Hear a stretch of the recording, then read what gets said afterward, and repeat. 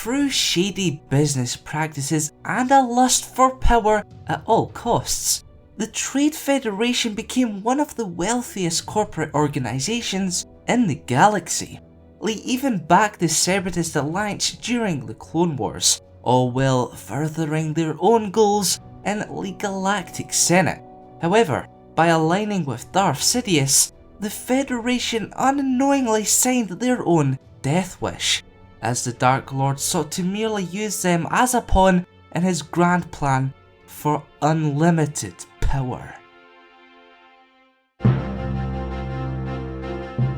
Welcome to the Kyrgyzstan Star Wars Lore Episode 170, The Trade Federation.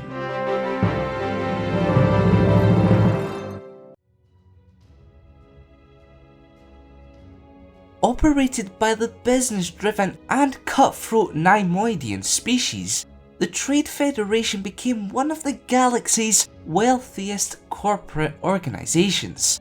This granted them control of a large section of interstellar shipping through the Outer Rim territories, and even representation in the Galactic Senate. The company's ultimate goal was to control all galactic trade routes, ports, and freighters, using their seat of power to do so. In essence, they strove to increase profits at all costs while doing anything they could to avoid Republic taxes. As of 34 BBY, the monolithic organization expanded its reach into the Outer Rim territories, doing so by exploiting loopholes in the Republic's free trade zone legislation. Their determination to monopolize such caught the attention of several Lomite mining concerns in the Siswena sector. The Trade Federation also embroiled itself with troubled King Ars Varuna of Naboo, and were partly responsible for an economic upswing for senators, lobbyists, and entrepreneurs on Coruscant, though their greatest deal was yet to come, a deal with a Dark Lord.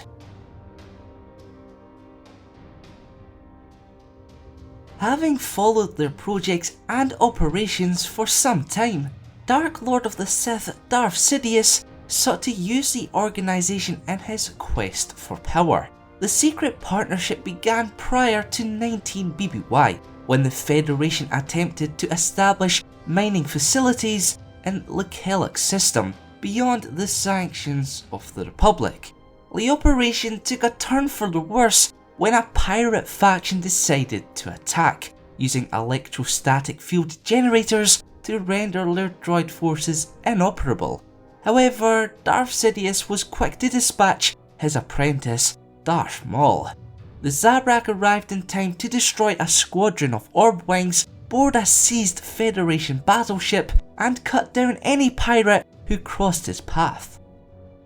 As a result of Prop 31814D, a Republic law enabling the taxation of the free trade zones, Darth Sidious urged the Trade Federation to blockade Naboo. Viceroy Newt Gunray fully complied. He also oversaw the planet's invasion following failed negotiation talks with two apparent Jedi Knights. But neither Gunray nor his colleagues knew of Sidious's true intentions, which was why their occupations of Naboo and its capital city Theed were ultimately thwarted, as behind the scenes, the Dark Lord used his alter ego of Sheev Palpatine to manipulate Queen Amidala and the Galactic Senate, by making Supreme Chancellor Valorum look slow and weak in his decision making. He was able to bargain for a vote of no confidence. Sidious then positioned himself as a candidate for the vacant role, and thus became the succeeding Supreme Chancellor, though that was only part one of his grand plan, and the Trade Federation were still very much at the forefront of his menacing scheme. Having suffered a major loss on Naboo, the Federation's monopoly on Outer Rim trading began to sway. Companies such as Eriadu mining and shipping prospered as a result, all while the Separatist crisis grew, but Newt Gunray was all too keen to bounce back.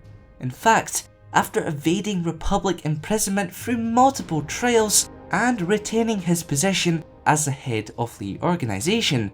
Gunray helped establish secret factories on the surface of Geonosis that would mass-produce battle droids. This fully prepared the Trade Federation for an upcoming pan-galactic conflict, the Clone Wars.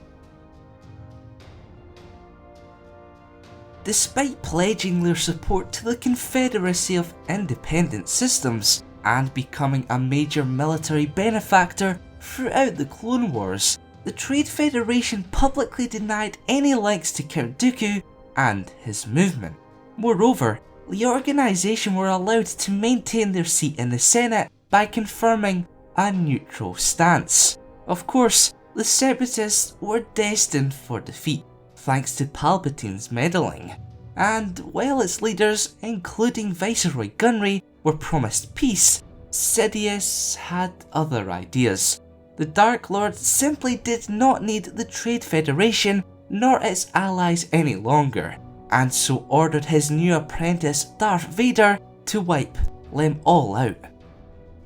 Without leadership, the organisation was nationalised by the newly formed Galactic Empire, while its accounts were plundered by Imperial financier and former Federation employee Arson Crassus. If that wasn't bad enough, it was vilified by many throughout the Empire's rule. Leo Leonis, for example, considered the Federation's reign as a bad dream, while others accused them of engineering famines. In all, people found it very difficult to sympathise with an organisation who wanted it all, only to lose everything they had so callously worked for. Now it's time for this week's question. If you were in Darth Sidious' shoes, or sandals, I guess we don't really get to see what's under that robe, would you have also destroyed the Separatists, or left them be as allies of the Empire? Let us know in the comments below. Remember to vote for next week's episode by participating in the card poll on screen now. Also, to have your say in future lore videos, head on over to thecharactersans.com and get voting. If you learned something new from today's video, make sure to leave a like. And if you haven't already, press that subscribe button and notification bell to keep it locked here to the Charactersans.